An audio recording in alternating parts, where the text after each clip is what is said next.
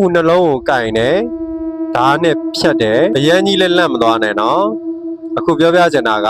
သူတို့နိုင်ငံရဲ့စစ်သားအချင်းချင်းဟိုမှာမရင်းကျင်တာအဲ့လိုမရင်းကျင်တော့မရင်းကျင်တဲ့အကောင်ကိုအပြစ်ပေးတာဘယ်လိုပေးလဲဆိုရင်မျက်နှာတွေကိုခြေထောက်နဲ့ကန်တယ်ခြေထောက်နှစ်ချောင်းကိုကျိုးချီပြီးတော့ဆွဲတာတဲ့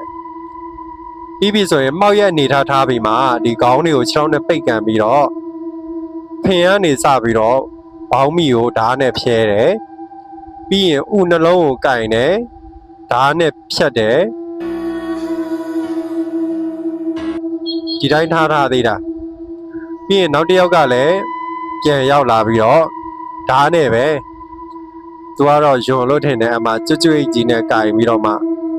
ရောအတန်ဟောတခါတည်းအရင်ကနေမှဖြတ်ချပြစ်တာခံရတဲ့ကောင်ကလည်းအောက်မှာအလူလဲပဲမေ့သွားပြီလားတေသွားပြီလားတော့မသိဆိုတော့အဲ့လိုမျိုးဖြည့်ရှင်းတာရမ်းမိုက်တယ်ဟောဘာလို့မို့သူများလူမတူပဲနဲ့မရင်းကျင်တာတွေလောက်ကြလဲခံပေါ့